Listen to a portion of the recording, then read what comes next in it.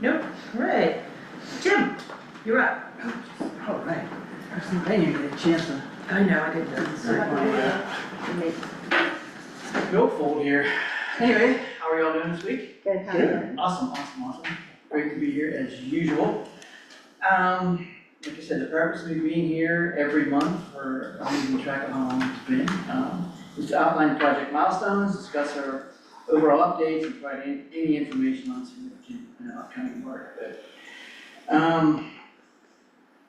With regard to old school business, I don't think we really have anything out there with the respect that Director Young, the cedarview.com webpage is being updated every month with aerials. I think we just updated it this week as well, so we'll go ahead and take a look at that and see the progress that's going on site. That's being done through NFM's PR team. And, Shields, NFM, Hotel Convention Center, they're all still on track to complete. Shields in September of 26, NFM January 27, and the hotel following shortly after that.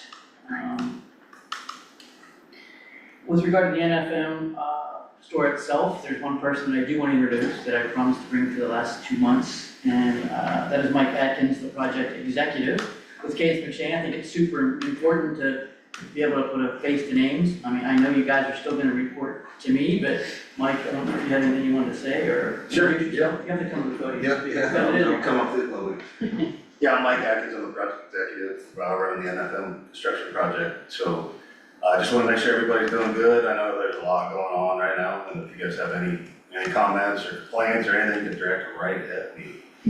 Great, and we have your contact information, did you? Yeah, I brought business cards, I'll just drop a stack of business cards for you. Okay, fantastic, nice to meet you. Throw a question at you? Sure, absolutely, absolutely.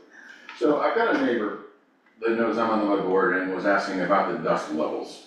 One of the things that, and he's in construction as well, and he was talking about if they do the parking lot first, but of course, nobody does that the way they do it. So my question is, dust levels, how long are they gonna stay where they're at? Are they gonna get higher? Will they go lower and higher? What could you tell us about dust levels as we progress through this? I can speak to that more specifically than Mike, because he's just on the NFM project itself. But for every day that goes by, there's a less and less ground available. Mike's pouring, Samson's pouring, night pours, they're pouring 500-600 yards at a clip. So they're actually covering up the ground as it is. Mike's site continues to get smaller and smaller and smaller, but to your point, we will not be putting in roadways and parking lots until January of next year. That's when that's gonna start. So we'll start putting in the roadways, Cedar View Drive, Community Drive, Destination Way, Brush Lane, all those types of things, won't be going in until January of next year. Mike, I can't speak to your parking lot in the rear. I know we were trying to get that in. Yeah, so we're trying to get all of our parking lot in the rear, actually in the rear and on the east and west side of the building, before the end of 26. We're trying to pull that back, no matter what we have to, just for business reasons, for concrete escalation and things like that. So that'll drastically help cut it back, but. Towards the end of 26 or 25? I'm sorry, 25. 25, I'm and sorry. for the end of this year. Yeah, before the end of this year. So the dust isn't being caused by the pours, there's no extra dust there, because that's all wet when it's being poured, correct? Right. Okay. But what and we, then- go ahead, I'm sorry. Now, and I understand that, concrete dust or cement dust, I'm not sure the difference between the two, but, it's hazardous to breathe, but that's all being contained? There shouldn't be any. Okay, that's. So just for clarification, concrete, cement is an aggregate inside of concrete. So cement is actually a powder, it's like talcum. That's mixed at a plant, way offsite. There's no Okay, cement. so the dust we're seeing is simply the limestone and the other stuff, which we're used to, and it's not known to be. One thing I can say, and I've heard from numerous people being down here, I've only been here for about 6 or 7 years now, this wind, the last year has been unbelievable. But what we have is that Mike has watering trucks that do his site. Samson has watering trucks that do their site. The hotel group will have that as well. But overall, Spyglass, who's in charge of the whole site, they run a watering truck nonstop all day long. I think y'all witnessed, Director Sandoval and Logan, when you've been out there, you'd watch a watering truck lay down water. And by the time he makes his route, it starts to dry up again. You can say, put another watering truck on, but there's only so much water that's available. Yeah. So we're doing everything that we can on a daily basis to make sure. I got you, and I think that clears things up so that, we have a better understanding No. and how long it's gonna last, but we're not anticipating the dust levels to increase at any point. They should only be decreasing as we decrease. I mean, a hotel, for example, a hotel starting, it's the same company, different groups doing the hotel, but they're gonna start next month. So they're gonna be Okay. drilling piers, and then that's gonna start. And the driveways in some of the parking lot areas are gonna start being completed by the end of this year? That's correct. And on the NFM portion. Now, if you look at the NFM portion of the site, it's 117 acre site, the NFM portion is 60 some acres. So, I mean, they're gonna have, the majority of it's gonna be, the steel's mostly up, I should say probably 50% up on the warehouse, but they're gonna get started on the retail section, so all that's gonna start to be closed in. They've got their casting beds in place, they're starting to get ready to pour walls. So they actually cast the walls on site, they stand them up and set them right on site, so.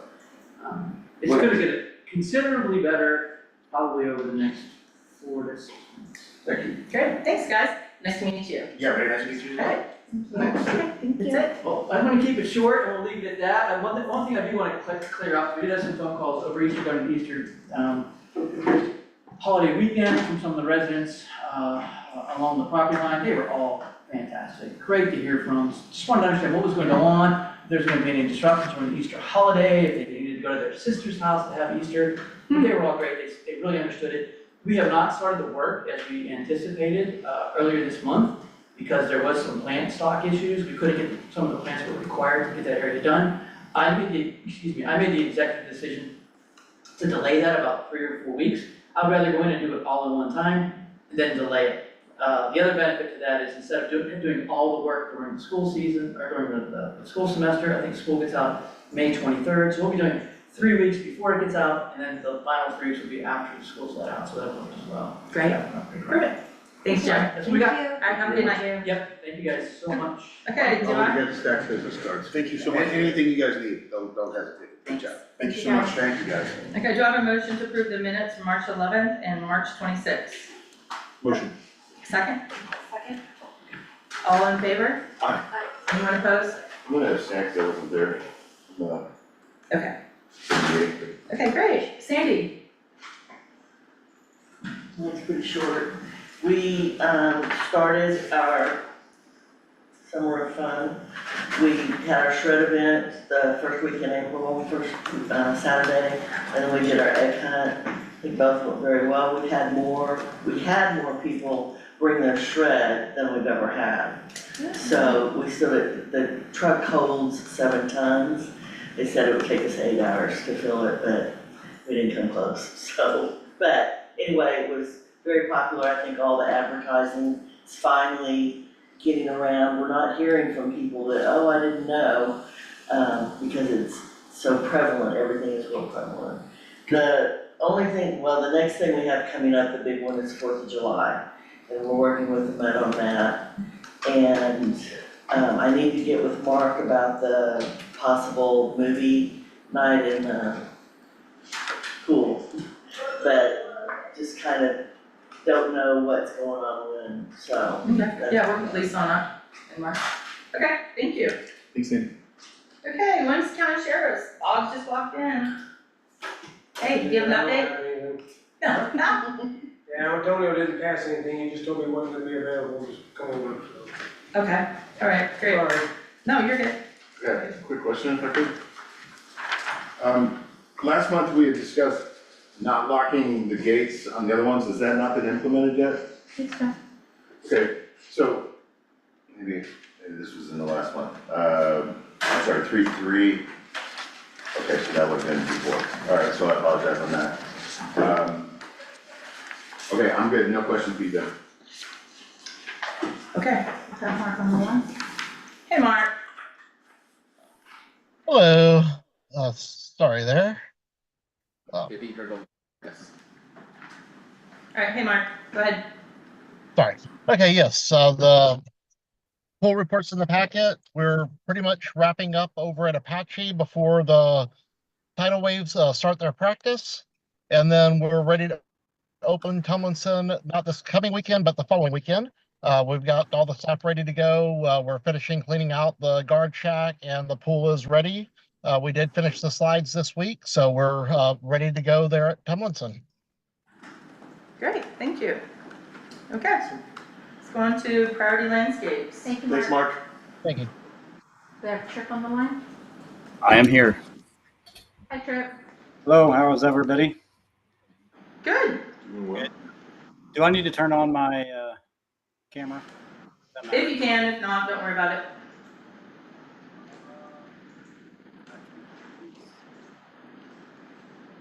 We can see you. Am I here? I'm trying, Yes, sir. I'm in my upstairs, so I'm sorry if it's not blurred out. So yeah, everything is going well. Clint is out right now. He's getting ready to be a grandfather, so I'm kind of filling in for him right now. We just to give you a heads up on what just recently happened. We have the flowers installed. We aerated the ball field, and the granite edging was taken care of, or edging the granite paths. We have top dressing and mulch in the next. Well, I don't have a time frame, but it's probably in the next month or so. So those are the biggest things that are going on. Don't really have a whole lot else. I don't know if you guys have any questions. Okay, I don't. No questions. Thank you, Trip. thanks, Trip. No problem. Thank you. Tyler, Okay, hi everybody. Can you guys hear me? yes, All right, let's see if I can get my video going. There we go. Okay, so we have checks for approval today, checks 10,000 through 10,041. We had 2 transfers, your tax transfer and your transfer to your manager's account. We're still holding on to those same 3 CDs. We have tax collections so far of 97.98%. And we had your bond close last month. All of that bond activity is shown in the capital projects fund section of your bookkeeping report. That's all I have for bookkeeping report, but I do have one item that's not shown on the agenda. It's just going to be informational, but I will need an action item for next month's board meeting. If you guys would rather do the motion first, or let me go yeah, right let's ahead. go to the motion. Do I have a motion to approve payment of bills, transfers, and investments? Motion. Second? Second. Okay, all in favor? Aye. Anyone opposed? Anyone abstain? Okay, that's a full 4-4. Okay, go ahead, so, can you tell us what it is, even though it's not on the agenda? I don't know what it is, so I'm not sure. I mean, assuming it's germane to bookkeeping, so I think it's fine under the report. I think what I'm hearing is we're just gonna need affirmative action next time, Tyler. Right. So just wanted to bring it to the board attention that we were alerted by First Citizens that there was fraud in the manager's account. That's the account that we use for all the checks, all of our ACHs, almost everything runs through that account. Thankfully, First Citizens caught it, and before any transfers happened, any withdrawals happened, so there was no activity in the account, but it looks like a check was stolen from the mail. So we opened up a new account, we closed that old account, transferred all of the activity from the old one to the new one. But since you've experienced fraud, First Citizens offers something called positive pay, which is an additional security measure, to make sure to prevent fraud. But there are costs to that. So there's a monthly fee of $55 and a item fee of 6 cents per item. We're looking at like 70 transactions per month. So again, since it's not on the agenda, no action for that, but we'll be bringing it back next month for a decision on that. Okay, make sure the Bills and Invoice Subcommittee discusses that and see what you guys want to present to us, okay? Absolutely. All right, thanks, Tyler. I will very quickly just add anecdotally, we'll defer to your bookkeeper on the recommendation, but a lot of my districts have adopted positive pay, so I think I would echo Tyler's recommendation. Yeah, my company uses it also, and it's saved us a lot of money, so, okay.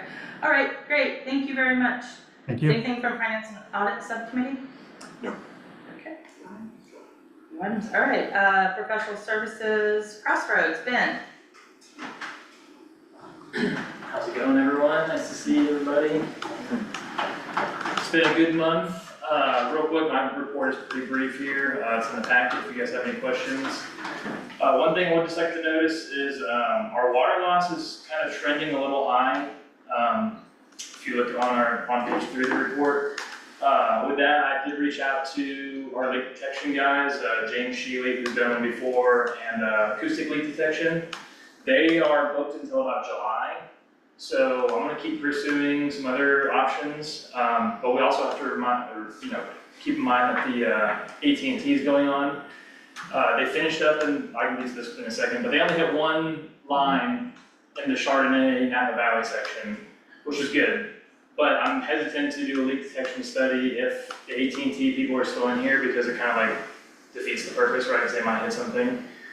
But I'll get back with you guys next month about maybe what kind of options. And I've sent all of our data off to James Sheely, who's done a leak detection report last year. So he's kind of trending the data with me. But we'll just see what it does next month, and then we'll kind of make a decision or just bring it back for discussion. Okay. But everything else looks good. And then we just have one write-off this month. It was a renter for $143.29. I'll just need approval on that one tonight. Do I have a motion to approve the one write-off? Motion. Second? Second. All in favor? Aye. Any opposed? Any abstain? That's a 4-0. Okay. And then last will just be the AT&T update. I spoke with Ernie with AT&T, and they are majority finished in that north section. They just have some restoration little pockets, like if you drive up and down, I don't know, it's not Napa Valley, but those streets that are kind of vertical, there's some cones and patches of grass they have to restore. But they are starting, I believe, next week on Kicking Bird, Snelling, and kind of Jadestone, that kind of lower quadrant. And so if you drive over there right now, you can see where they've marked everything and they spray painted everything. So if you guys live on that side of the neighborhood, I'm sure you'll see a lot more action next week. But other than that, Ernie's been very helpful this time around, and their crew has done a great job. We got the compliments, and they've been very, very quick. And hopefully it's the same team that does the next quadrant. So I don't know if it is, but They were fantastic. I'm in the vineyards and they, didn't really tear anything up at all, and they were fast and professional. awesome. Yeah. So Okay. hopefully it'll go well, but that's all I have. If you guys have any questions, and I have one item there. yes. I have received some emails from residents having questions about markings on the road. Yes. Moving forward, we have made sure that we will defer those questions to AT&T, if you will. I just want to make a comment on camera that residents, it's more important for them to reach out to AT&T. We won't know the markings that they're making on the road. It's just too much road, and they're moving at a pace that was just too much information to provide to a general manager. And so this would be better suited for AT&T to be able to manage those calls. Absolutely. Thank you. And I think we all have the contact info too to give out. We provided that. We also have a project page on the district website that we keep updated, and so residents are welcome to look at that project page to be able to get that info. Great, thank you. Thank you. Thanks, Ben. Thanks, Ben. Have a good night. If you don't mind, do we need to hold Greg? Engineering, or no? For David? No. Okay, alright, Sorry. Crystal, you're up. Awesome. All right, well, this month we've been working with TF Harper and Hitchcock Design, really focusing on the templates and playscape and making progress on that. Since last time we met, we had a pre-construction meeting that was held on-site on April the 2nd, which went well, and we had notice to proceed issued to TF Harper on April the 8th. We needed to have a special board meeting to move forward with the partial payment, 6% payment, so we had that over to TF Harper immediately the following day. We've got everything lined up with the Play Ventures to get the playscape manufactured. Everything's going in the correct direction there. And then, last but not least, we did receive the schedule from TF Harper as well. So it's a living document, but we do have that. And we also met on site on April the 15th to discuss some site adjustments and trees that are out there. And we've also had our construction manager on site to document current site conditions and take a couple drone photos. And that's everything for us. Yeah, will you make sure that Lisa has the living document? Absolutely. See what we're I'll gonna make sure. post and whatnot. And then also, I did receive the certification from I guess, on the actual equipment, right? Yeah, that was for part of the play equipment that provides the certification that it meets all the CPSI standards. Okay, does that need to go to Sean also? You guys don't even really need it. Oh, okay.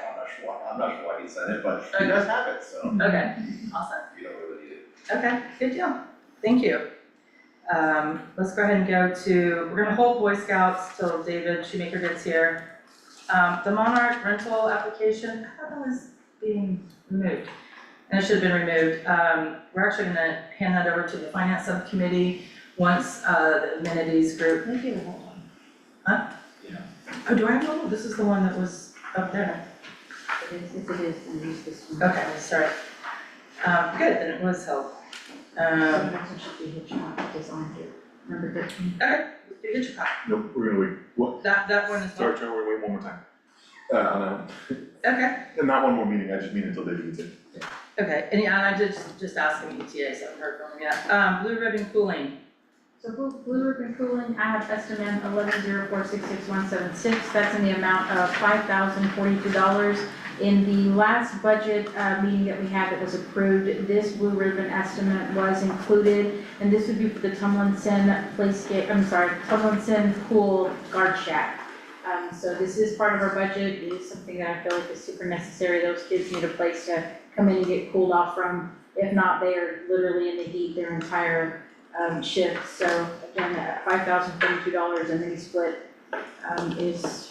okay, do I have a motion to approve? Motion? Second, Second, I have a question.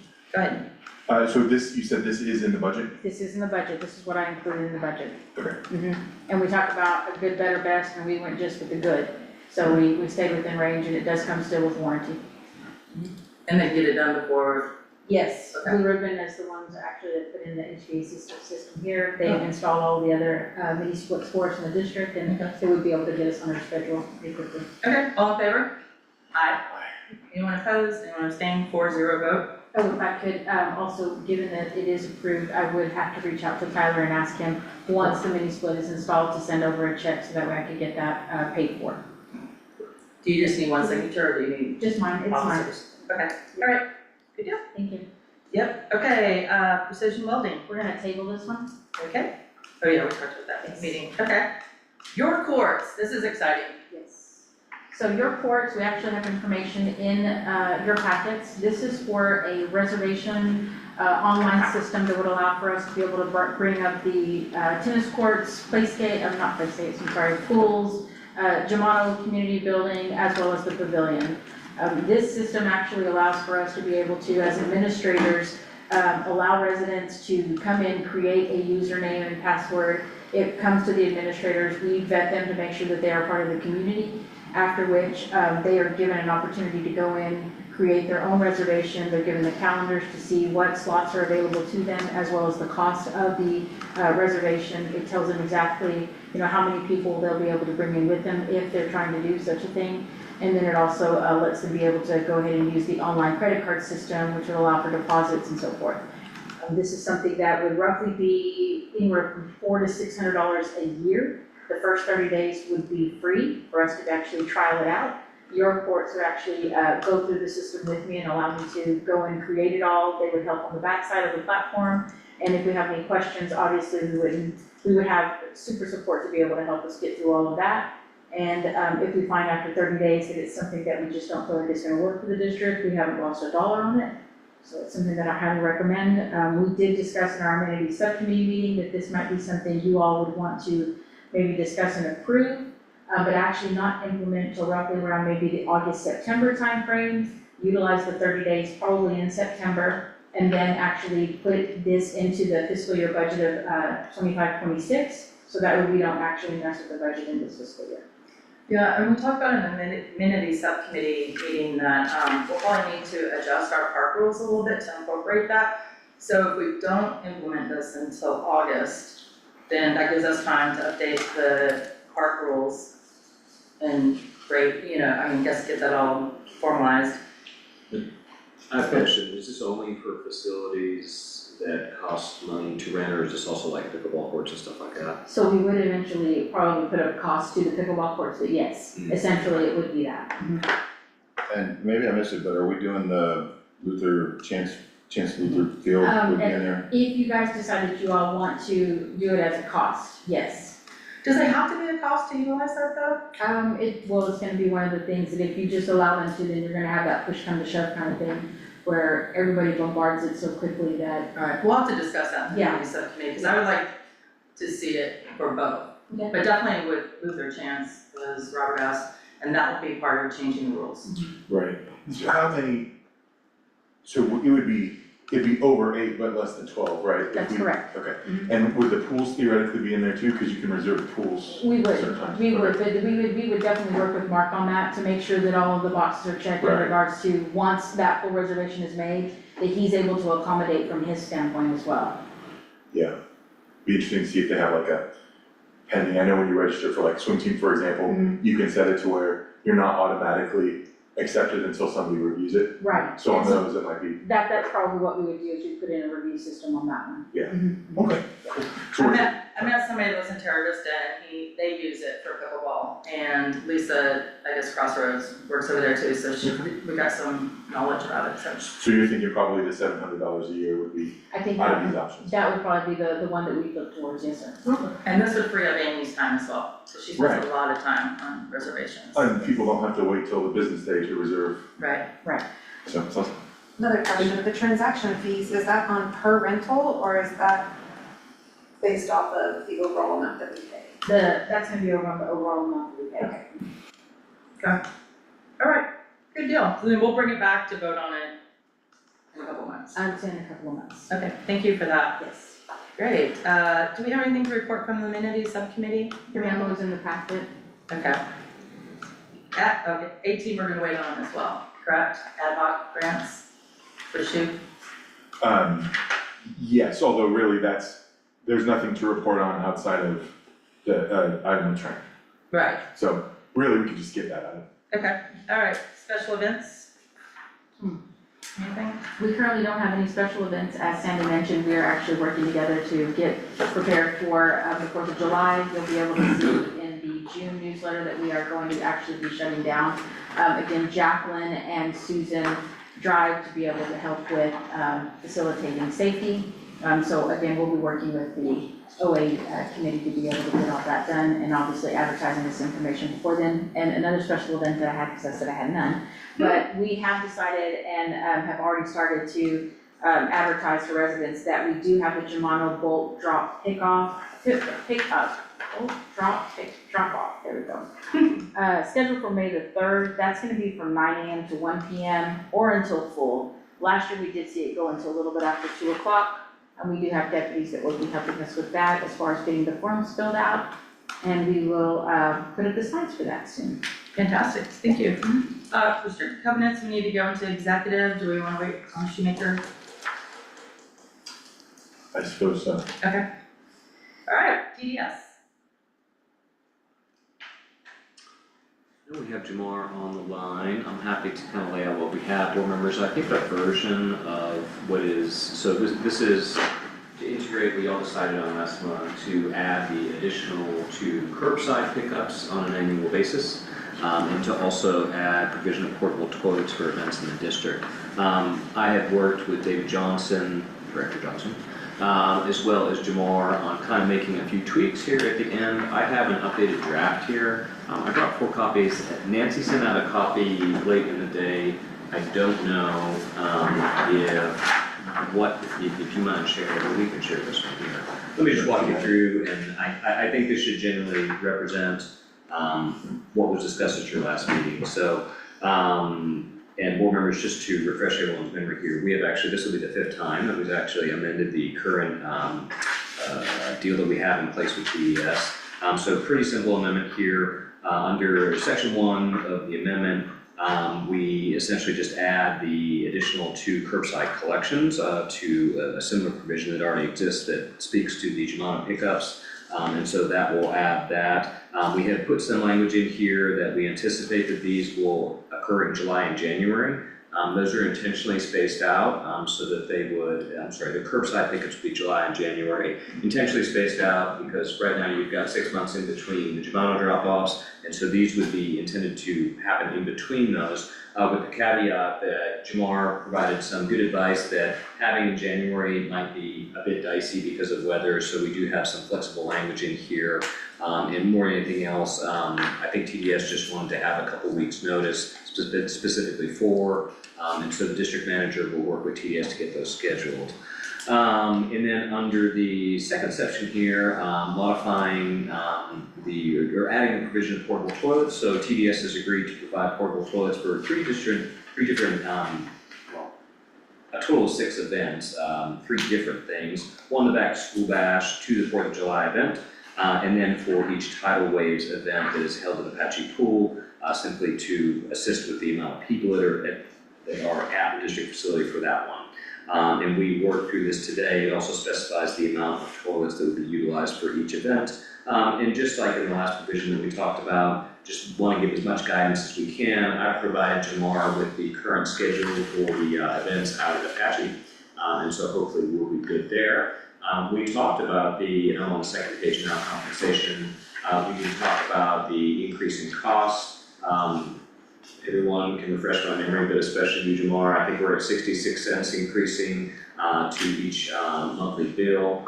So that has been updated here under the monthly rate. And then if you look at the Exhibit D to this, this is the existing pricing matrix that is already within your agreement with TDS. And so you notice there's a column there, 5125. That would be the immediate price increase there. And then what the further columns are just the CPI kicker that are in TDS's contract.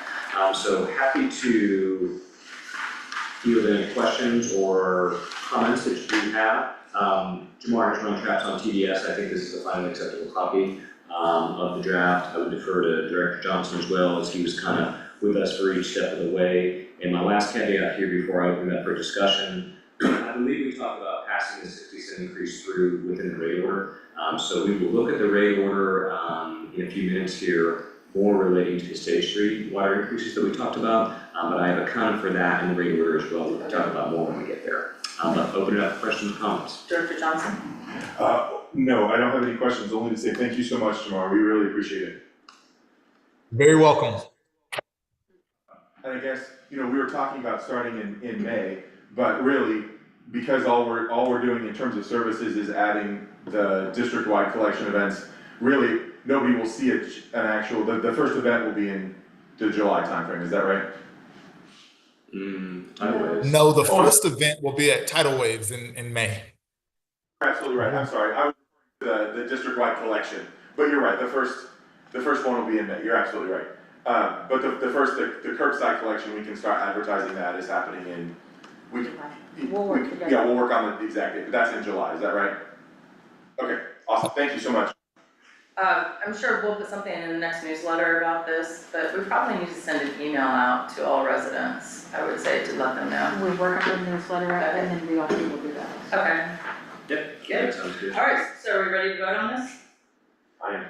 Okay, let's go ahead and vote on the amendment to the TDS contract, which just increases it by 66 cents a month. It's gonna be in the rate order, but it actually is giving increased services. So Yeah, absolutely, yes. Yeah, okay, all in favor? Oh no, motion? Motion. Second. All in favor? Aye. Anyone opposed? 4-0 vote. Fantastic, good job, guys. Really nice. Thank you guys. And if I can get just an email for the date in July when we want the curbside collection, I'll get our team started on it already. Yes, we will work on that, and that will be forthcoming. Okay. All right, I'll even put that in my notes. Okay. Thank you. Anything on stormwater management? I don't think so. I think we took care of everything we needed to last month. Okay, anything on the services subcommittee? Memos in the packet. Thank you, general manager. So my memo is in the packet. You guys have any questions on that, I'm happy to answer. I do have a couple of items I would like to address. We have received several phone calls, emails in regards to street sweeping. And so I have reached out to Williamson County Road and Bridge, and Matt Williams actually sent me an email back to let me know that they do have periodically dispatched street sweepers that come into the area. They have seen a lot of additional loose aggregate that obviously has become an issue. Unfortunately, because of their resource constraints, they are unable to establish a regular sweeping schedule. But obviously, whenever we have something that is really significant, I can always reach out to him and let him know. He does encourage residents also to reach out. We have provided that number for residents to be able to reach out to Williamson County directly. But he also mentioned that if the MUD in the future is wanting or interested in arranging some type of private street sweeping service, then they are happy to explore that option further with us, to kind of give us a little bit more of attention, but it would be something that we'd have to come in collaboration with them. Okay. So I wanna make sure that that's, So I have a district that does street sweeping as well, so I'm happy to chat with you in between meetings and Yeah. offer some ideas. also, we have had, again, a lot of Scottsdale speeding, and that information has been coming up. I have, again, reached out to Adam Boatwright in that regard, and he basically reiterated the same thing that we have been mentioning, and it's just that he has not seen and is not aware of any type of speed bumps in any other MUD locations. He has made it very clear that if somebody does see that type of thing, then he would love to know the area, because he would love to give an understanding to people as to why they see it in one place and not on Scottsdale. And he does again restate that they will not install or permit speed bumps, humps, staples, et cetera, on any public roads due to the hindrance of emergency services. And that he just felt, Williamson County feels as though that it's an obstruction in the road. So I did mention to him, after all that said and done, is there a way that you can at least put flashing lights, something that gives, attention to the speed in that area? So he did mention that they would again look at that they were working on a project to be able to bring in the pilot study on the speed, but they weren't actually even looking at Scottsdale anymore. They might be looking at actually Creek Run. So again, I mentioned to him that, Scottsdale was an area that we really wanted for them to, if they're gonna use a pilot program, that we really like for them to focus on that area. No, residents really would like Scottsdale. But they don't have any intentions of rolling that out for another couple of months still. So that's still something that Williamson County is working on. Okay. We did hear from Lovato about the motorcycle patrol, and I guess they're doing nighttime patrols right now, so it's gonna be a couple of months for Not them. now. Oh. That's changed. Oh, has it? Okay. So as it stands right now, we're available for our regular daytime duty hours. We were going to get shipped to night patrol to assist with shortages, Yeah. but that has since changed. Somebody else has picked that up, Okay, so we're free on that. So we think we can get motorcycle patrols out here on I'll put a Scottsdale? word We- in. I'll actually see if we can't make that part of one of our Wednesday initiatives, to Okay. where we don't answer calls for service and we just deal That'd with be great. traffic. All right, will you update Lovato or the security subcommittee on that? Yep. We'd really like that, yeah.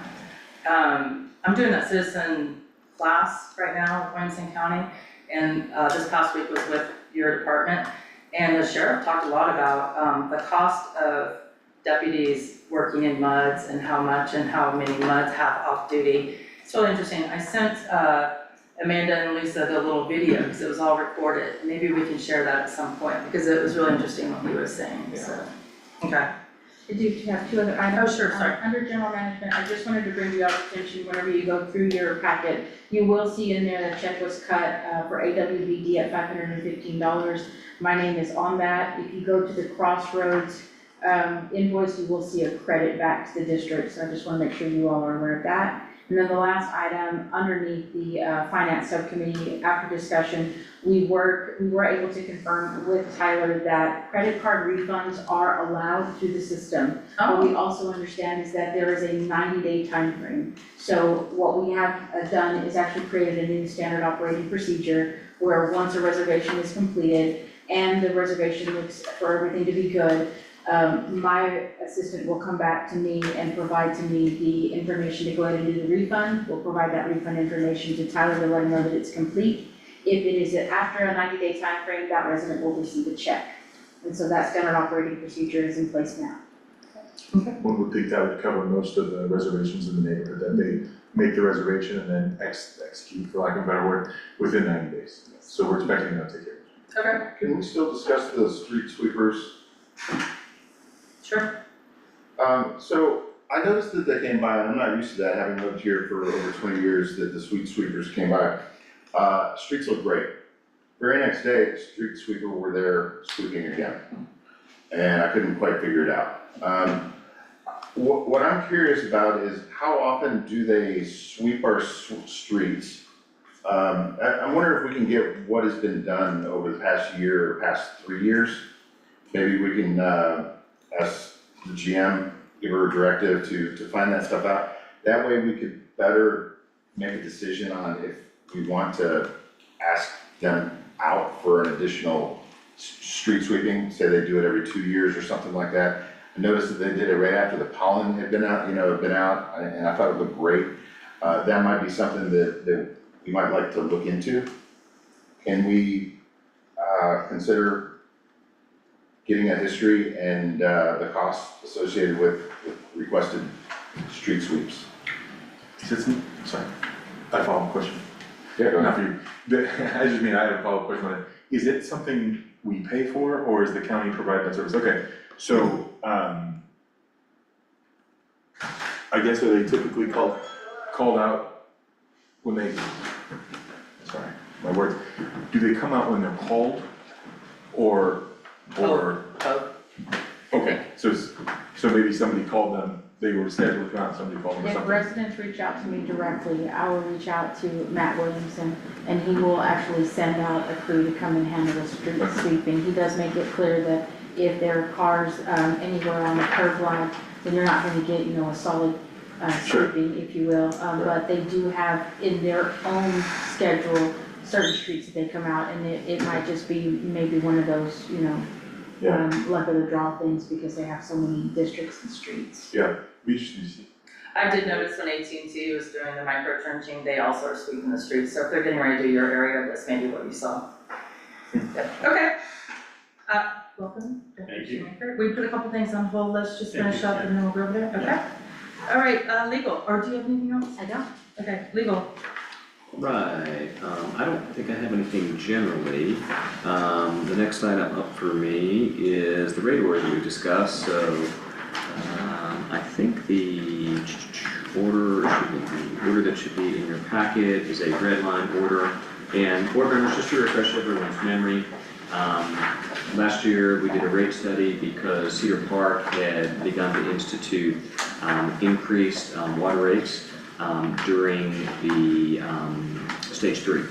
So your cost of buying wholesale water from the city of Cedar Park goes up when we get to stage 3 of your drought contingency plan. And at the time we did the rate study, last year, by the time we got the results of the rate study back, we got out of stage 3, and so there was no increased charge from a wholesale perspective from the city of Cedar Park.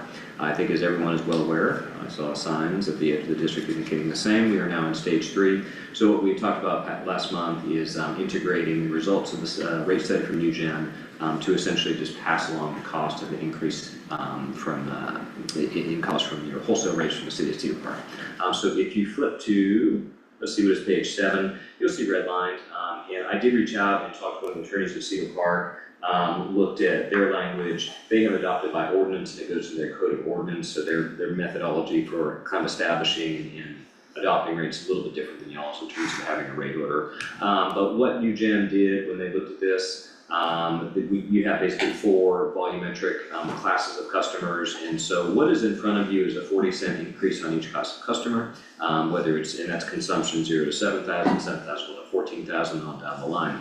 I've also got some verbiage in here that basically says that whenever we click over to stage 3, these rates are automatically implemented. That essentially follows the same language. I didn't exactly borrow their language, but it's the same methodology the city of Cedar Park uses. So you guys don't have to make an affirmative change in order to implement these rates. They automatically go up once you get to stage 3. Just to be sure here, under your drought contingency plan, it is the general manager or the board that can make the finding in order to go to stage 3. I think you guys have historically deferred to the general manager on that. So if you were to approve this tonight, I think it would immediately go into place. Had some email correspondence with Edgar Hunt and Ben and Lisa and just making sure that, we need to be very cognizant, once we do go in and out of stage 3, if we have this rate increase, just to make sure we're cognizant of that on bills.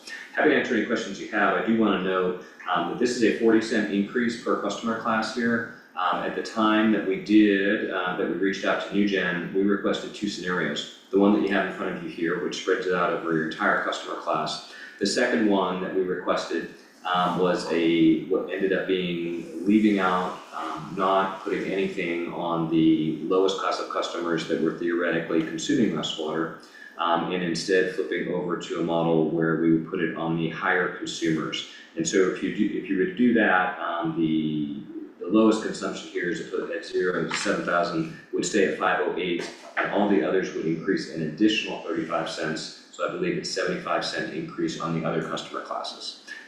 This was kind of the most equitable one, but that scenario 2, I just wanted to make sure that you guys were aware of that. You could keep everything the same on the 0 to 7,000, but have a 75-cent increase on the per 1,000 gallonage fee, and that would be 35 more cents than what is here.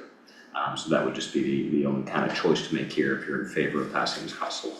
Happy to answer any questions that you have. And this includes the TDS rate increase? Yeah, so, well, I'm sorry, the copy you have does not, so if you go down to the bottom of page 6, water and wastewater service rates, the base rate, 57.66, this would go up to 58.32, and my apologies, that was updated on a later draft, but it wasn't what caught in the packet. So that base rate would go up to 58.32 to integrate the 66-cent increase for TDS. Okay, all right, do I have a motion for either scenario 1 or 2? Yes, but I have a question, I have a motion. I'll motion. Okay, do I have what are you motioning? To approve, as, Which one? oh, I'm sorry. As it's written in there, the number 1. Yep, okay. Okay, your question. So Sean, I know we have, it's 4 stages of drought, right? Yeah. And we only have 2 in here, but that's because we don't change, Cedar Park's not changing the price on us. Yeah. To go from 1 to 2. Yep, Or 3 to 4. Good question. I assumed that City of Cedar Park would have set out stage 4 rates as well and would have been ready to put that in there. I specifically asked about that. They have not integrated stage 4 rates, but was assured. And during my time in, doing what I do, we've never gotten to stage 4. Not trying to jinx us here, but it's a good question, but they indicated they have not integrated any stage 4 price increases into their rate orders. Or stage 2. Yeah, so stage 1 and stage 2 are just normal rates. Yeah, so to directly answer your question, no price variation in stage 2 from a wholesale rate perspective. Excellent, thank you. Well, hopefully, if you had stage 4, you're not watering at all, so hopefully you're, Yeah. Right. yeah. Well, but I think you're still gonna have consumption from other Yeah. places, right, like, Yeah. I mean, we're not supposed, I think stage 4 is like no watering, no outdoor car washing, but is pool filling banned? I don't know under your rate order, under others that I have touched more recently, yes. And in fact, I can tell you the LCRA bans, pool filling stage 4, and so given that your DCP matches up with Cedar Park, and Cedar Park is a raw water purchaser from LCRA, yours probably does as well. No. I mean, Okay, Directly on here. On the Blockhouse website, you go to water conservation, that link brings you to a page that says we're on stage 3 watering schedule, but it says we get to water twice a week. It says Cedar Park's outdoor watering schedule under stage 2 is as follows. Can we get that updated to facts, not? Sure. I don't know what it was, but, I mean, not disagreeing, just, I appreciate you bringing it up, I thought okay.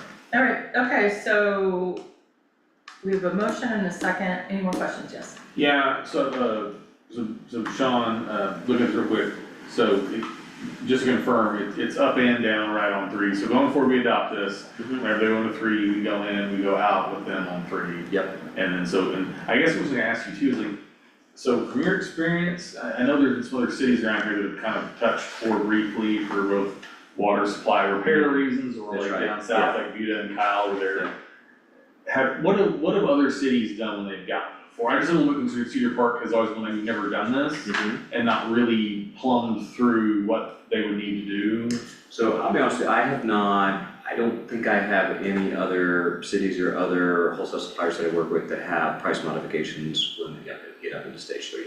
I think this is the first time I've come across this. Okay. Gotcha, okay. I mean, I'll be honest, I kind of prefer making the burden on the higher water usage people and lowering water usage people. I mean, if we're trying to encourage conservation, I would think, having the folks on the other end be more option two, but I'll defer to the will of the board on that, but I would kind of like to do that instead if possible, but again, I'll defer to the will of the body on that. So it looks like to me, like if you do go over 7,000 to 14, you are gonna pay more than if you're just going to 7.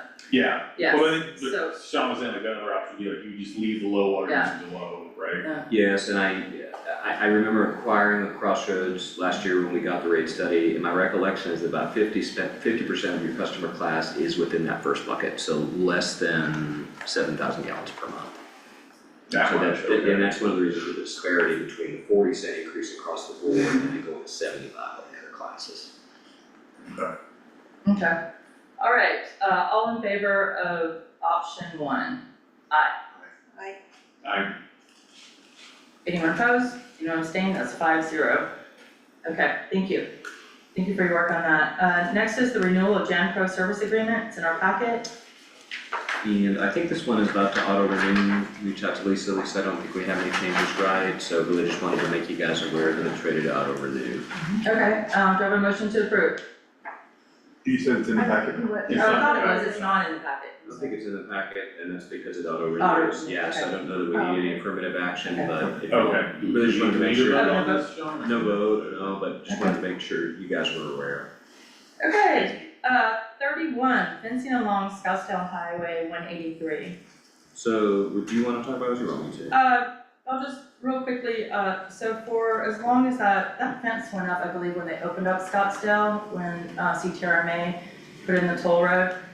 And at some point, I think it was in the OA was paying the insurance on it, but it's, so they asked us to look at it and see who really owns it.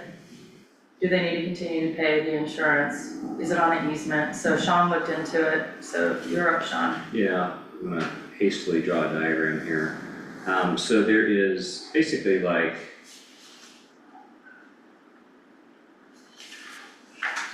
(183) Scottsdale. And there is the big concrete kind of sound barrier here. And then if you're familiar with the area, there is a fence that kind of goes down on either side of the sidewalk. And that is what we're talking about here. Down to the first block. Yeah. And is that the same material as the main fence? No. It's a different one that looks more like the wooden. It's kind of quirky. And actually, Sean, a little bit of it does go on the other side, on the CTRMA side. Yeah, and just to be sure we're on the same page here, the district does have a license agreement with CTRMA, Substation Mobility Authority, to do landscaping here.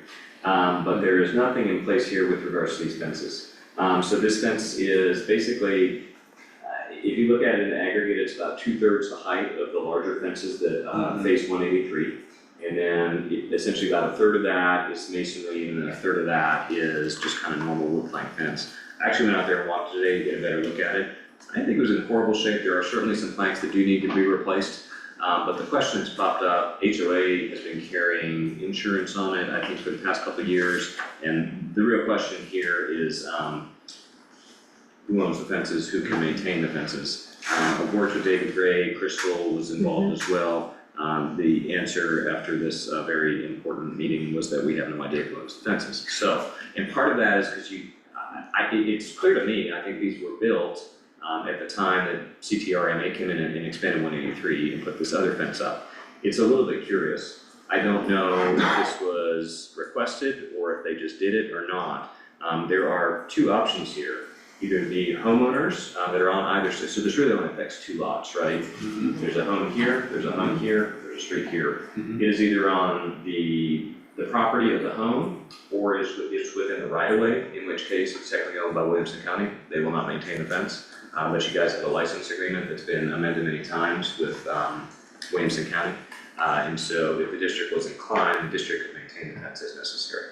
However, in order to do that, you have to do a survey, you have to order a survey in order to determine the ownership of the fences. And so I did visit with David Gray about this earlier today. I know we're attempting to be cost conscious this fiscal year. I think our recommendation would be, if you're truly curious about it, to probably put off doing that survey until the next fiscal year. David estimated it'd be probably about a $2,000 or $3,000 expense. But that would lend itself to potential, future maintenance costs if indeed that is within the county right of way. I can tell you that it would, probably take just a little bit of time to update the license agreement. I don't think that Wilco would have any issue with y'all maintaining the fence. They'd probably be happy to have you do it. It's just a matter of board preference at that point. We'll open it up to discussion though. So it's my understanding that O is no longer paying insurance on it. Actually, I don't think our insurance company, because none of the insurance companies understands who we are in, relation to the mud. They said they've got it covered on insurance, but I think they think it's a wooden fence. So they think that we are paying for it just because they said we couldn't take it out. But, I'm telling you, insurance. So right now, it is theoretically covered if something were to happen, but. Okay. It is, I don't know if you looked at just the wood, but the masonry is actually crumbling in some spots too. So it is gonna need some attention here shortly. I'll offer this and you guys can go around and discuss it. I would suggest that we do a survey in the next budget cycle. I don't think that the OA needs to be paying for this, cause it's not on your property, it's not, it's kinda silly, Yeah, I mean, I guess, Sean, if we, or the same question for Chris, like, if we have other survey work that might need, is there like, you get a little more survey work, you get a better price, or is this one of those like, you're just kinda stuck, it's a per unit price? Just thinking if we have other survey work needs to be undertaken, it might like, if you get a discount, like, you got 4 survey jobs, it's only like, $8,000 versus like, $3,000 per separate job or something. Throw it in as a premium here? Yeah. Well, I don't know how surveys are priced, that's my question, is like, is this the more you're getting the guy to do, the better deal they're gonna give you, or is it the amount of work they come out for is irrelevant? Right, I mean, hourly basis. Okay. Per acre, Okay. Okay. With that said, this area is small enough, if we Very did small. have to do a bunch of surveying, maybe we could get it thrown in. The bad news is we surveyed all the district parks a couple of years ago. Yeah. And so I can't think of, I will defer to Crystal, but I can't think of any other surveying we'd be having to do anytime soon. Okay, that was the other question I had, I didn't know if this is a, laundry list thing, we need to take care of some stuff. I guess one question I have is like, and maybe this is a Sandy question, like Sandy, what is the insurance covering exactly? So like if somebody hits it with a car, we'll get a new wooden fence there? Is it a replace in kind? Like what? It just says, and I happen to have a copy of it, if you need one. You can highlight the part that directly addresses the fence, I'd love to read that. Well, it just says that it covers fences. I mean, that's essentially what it says. We argued with them because we obviously didn't wanna pay for it anymore. And they said it's automatically covered under the, Oh, just under policy. like your general policy? Yeah, but then they think that we have something to do with Walker House, so they mailed our insurance policy to y'all. So I don't think they understand that's the. Okay, so That is excellent, not excellent. right. So there's no action today, but I say let's put it on when we're doing our budget to consider a survey. Can I throw another thought on the survey? We also probably might as well get a quote for what it would cost to remove the existing fence and what it would cost to get it replaced, because I would suggest that we should not replace the masonry part, go with the striped wood fence like the rest of the neighborhood.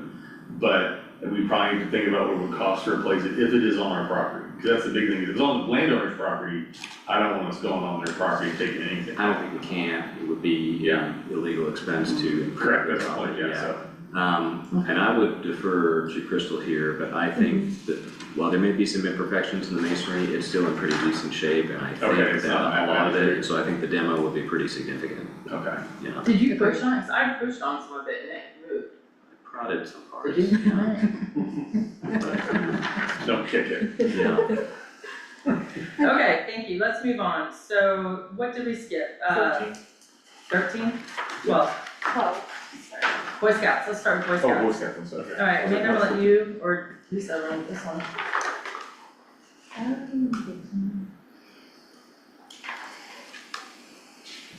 The agreement's in the packet, correct? Agreements in the packet, we actually did meet with David Wood, here at the Walker House. He brought to us into it. A really good outline for the Boy Scouts in regards to their expectations.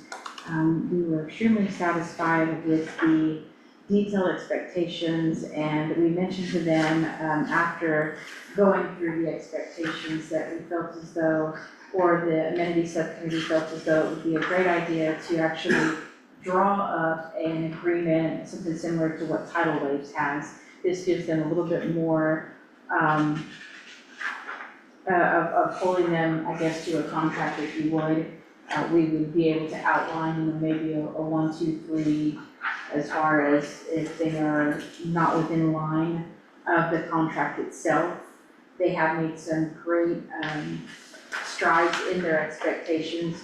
They are removing the younger children, K through 3, from the Germano building in total, which actually is a huge help, I think, to be able to help maintain those kids. They have a lot of expectations for the parents, and so that helps them be able to really keep these children in line. And so, like I said, they did an outstanding job as far as their expectations are concerned, and we think that it would be very beneficial for the district, like I said, to go into contract with them. Again, similar to what the Tidal Waves have, I think that they will be able to definitely maintain themselves very well, and it was just a really great meeting that we had with them. Dave was able to come out and look at the video firsthand of what we were describing to him, which gave him a completely different perspective.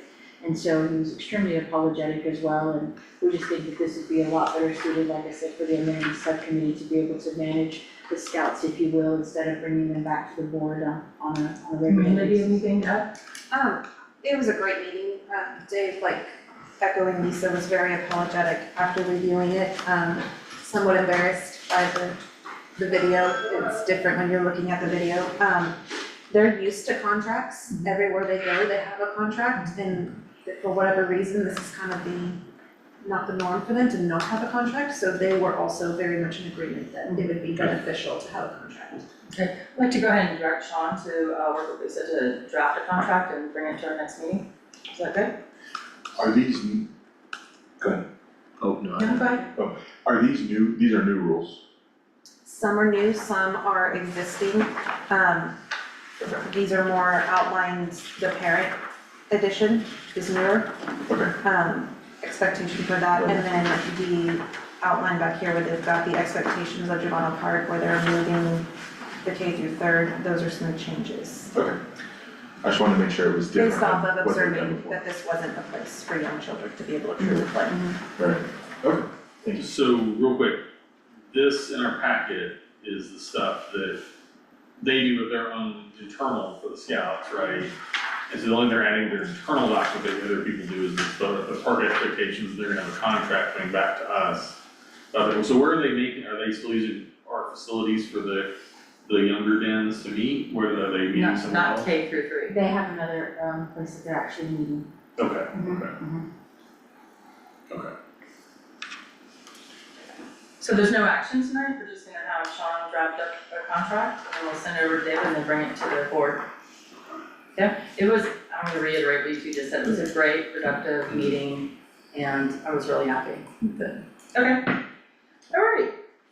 13, Yes, so, I'll start if you don't mind, and we Go can ahead. jump in. Go ahead. Well, so I owe the board an apology. I was looking through the packet and I was like, where is the proposal? I didn't forward it to Nancy. So, that's on me.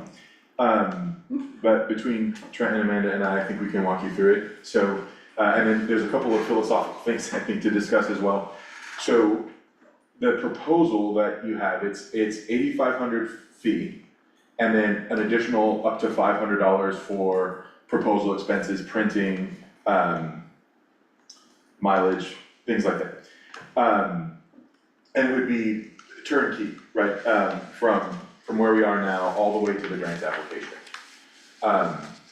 And I think that's critical. Amanda and I, but still with Trent's guidance, put together the pre-application, and we're successful in that.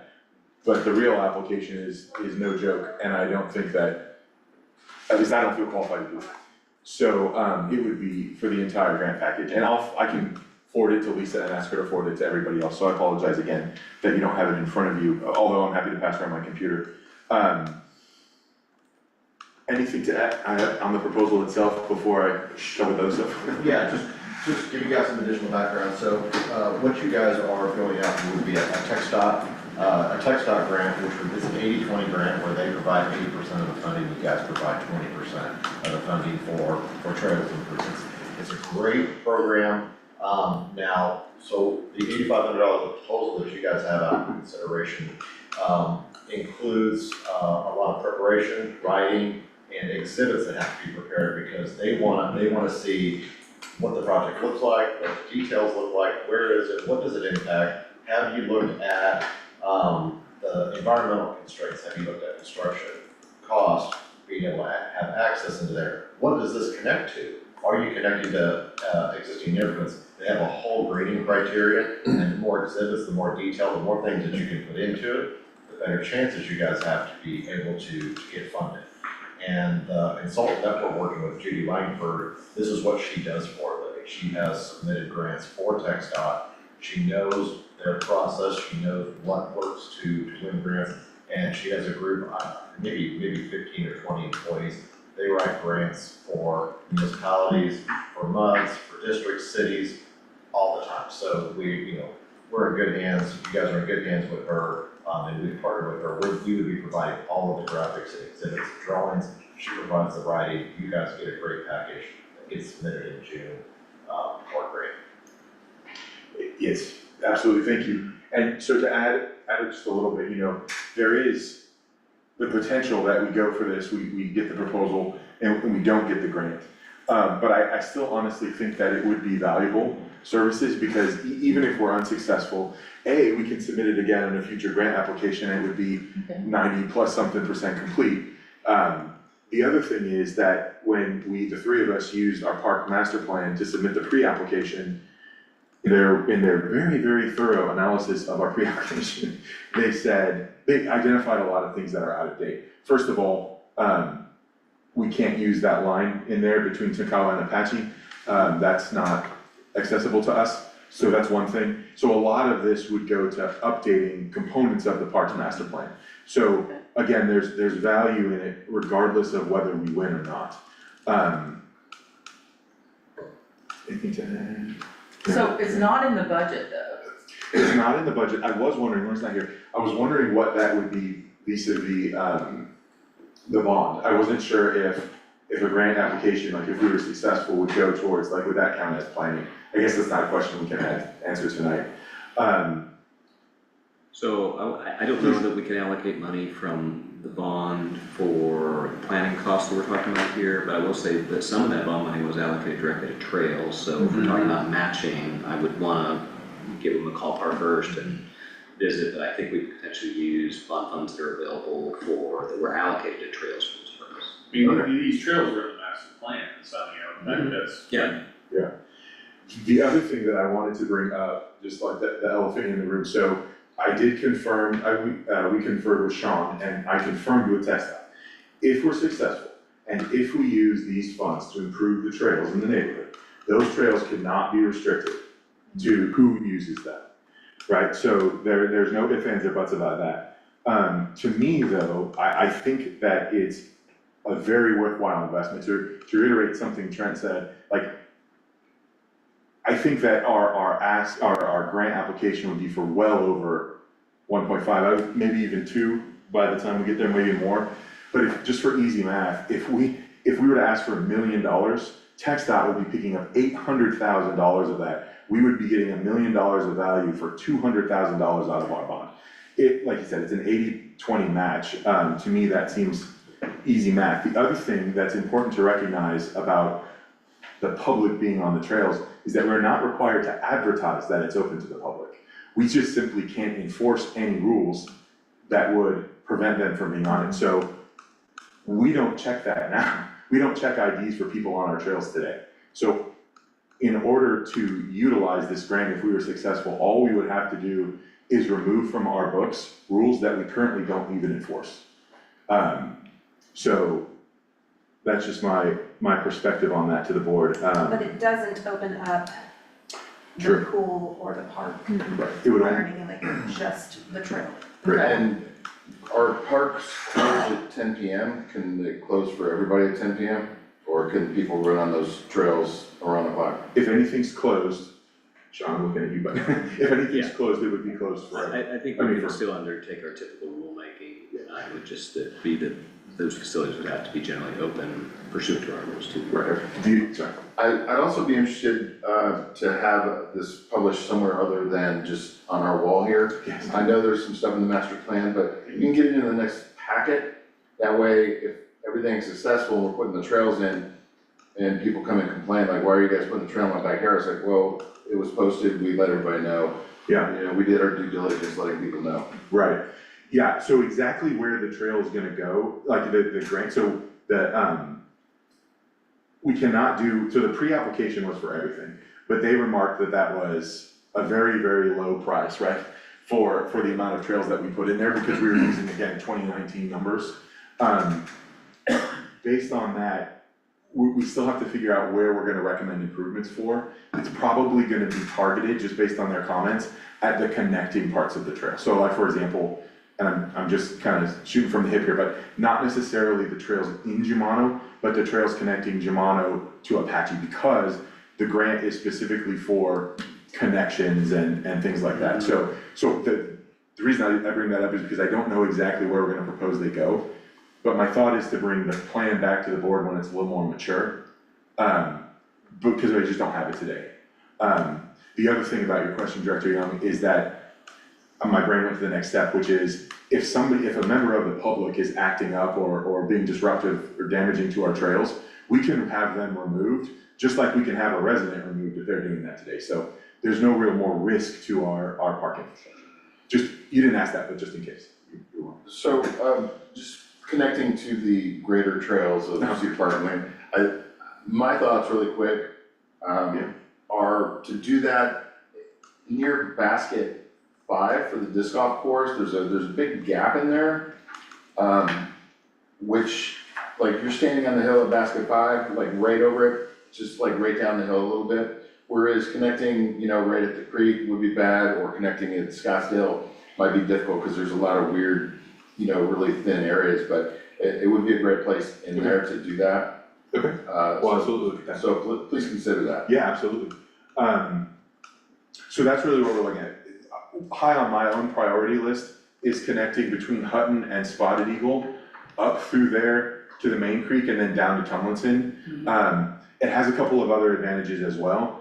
It would be a way to pay for the fire breaks, because a lot of those trees would have to be cleared out, which they actually took as a negative. That was one of their comments on our application, and wasn't the time to disagree with them, but we were kind of thinking, actually, that's good, we want that. Yeah. But how cool would it be to go from Hutton and Spotted Eagle and just in barely any distance, connect right over here to near Chance Field? Yeah. The other thing is that our area of the neighborhood is a little underserved when it comes to parks. Right. So that would be an easy connection. It shouldn't be difficult so defining what a tree is between a shrub or whatever, I mean, if you got something like that, it's not considered a tree. So in the plan, we could put in there that all trees of 8 inches diameter or whatever, and maybe they have standard of what is a tree and what's not a tree, but there are a lot of twigs coming up that will be a tree one day, 20 years, but still aren't. So if we were to say we are not cutting down any trees of this girth and larger, then I think that would be good, and we'll assess on any of the skinnier ones. Yeah. So for tonight, I think you're asking us to approve the proposal for Trent. For Trent, and then you're gonna bring back a plan that we can all look at and give feedback to us, Yes. right? Okay. Yeah, and that will be, yes, we will, but it is tricky with the timing, only because it won't be a completely final, because no doubt it'll take them up till near the deadline, which is mid-June. Yeah. And so our next meeting is in May, so the idea is to bring you 80%-ish, 90% product by the next meeting. It will not be finished, I just wanna make that clear. So we've had an arborist come out and inventory all of our actual trees, and they only inventory ones of a certain circumference or larger. So if we could figure out where that document is, that may help us to not cut down any trees. Yeah, I mean, That's what I was gonna, Director, Director Young, I think it's in the asset management, so I was gonna ask Director Johnson if y'all worked with Lisa to get the asset management app to Trent to make sure that, okay, that's my thing, is like, just make sure that we're utilizing our resources, but I think that's already in, so that should be something they can account for in their planning. So just to clarify on the trees, they didn't think that cutting down trees was a bad thing. What their concern was we didn't have tree removal in the budget.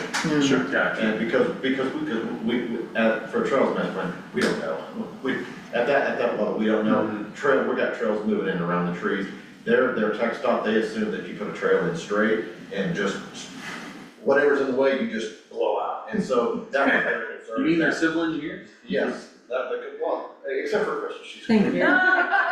So I really like what Dex out Don't of blame I know me. exactly what you're talking about. They're the kind of guys like, there's, the houses, the buildings are square and the trees are, anything in the right of way is cut down. Their concern was just about making sure that we had enough things in the budget to cover the cost. That was their question about the cost of trees, and making sure things were. No, I'm sorry, may I ask, when was the tree survey completed? Do we know? Yeah, I was about to. Yeah, just curious. Thank you. Okay. Well, another question about that, have we inventoried all the trees along the creek or just ones in the park? All park. All park, Okay. so So I don't think it's not the Creek creek. is not been. Yeah, Okay, that's. So we'll have to see, and also TechStop was just looking at it from Google Maps, I'm assuming. Yeah, cause I'm with Trent, like, I don't think there's any problem from our end, if the path curves around to save money to, on cutting out big heavy trees versus the little stuff that can be easily brush hogged or something. Okay, so I'm gonna, Okay, one more question. So, do they spec out how wide the trail facility needs to be? Are we talking like an 8-foot Yes. wide trail? 10-foot wide. 10, yeah, trails. basically, So yeah. that's, And then there's some barrier land where it needs to be cleared and Yes. regularly mowed or whatever, so. 2 feet per side, I think. okay, alright, so I'm gonna move this forward, guys, because what we're trying to do is just approve your proposal. Yes. And then, it sounds like you guys are really interested and have questions, please, forward them to the GM, and then the subcommittee can work with Trent on it. But do not talk to the subcommittee members individually about it, okay? Alright, we have a motion, I don't think we did. I'll move, so. do I have a second? Awesome. Okay, all in favor? Aye. Aye. Anyone opposed? Anyone abstain? Okay, it's a 5-0 vote. Okay, great, thank you, we're excited, this is great. We'll be in touch on this. we need to get a meeting done with Judy. Okay, I think the only thing we have left is deed restriction, right? Yes. David, restricted covenants? Yeah, I'm sorry. we need to go into executive for that. I think we still got one. Yes, we do need to go to executive then. Okay, we're gonna go ahead and go into executive, no decisions will be made, and we will be out, should we making decisions? Okay.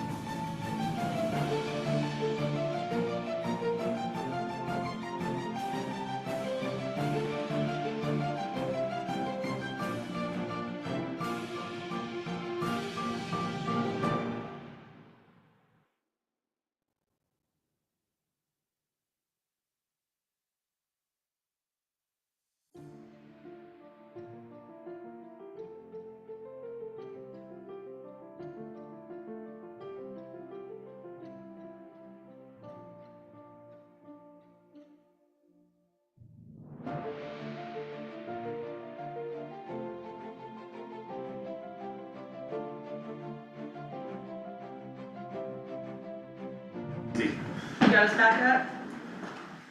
All right, we are out of executive session, no decisions were made. Director Johnson, do you have a recommendation or a motion? Yes, I do have a motion, on 16702 Black Kettle, because the condition of the property, it has a detrimental effect on property tax values in the area. I move to, direct Almerson Brown to move forward with litigation. Do I have a second? Second. Any more discussion or any discussion?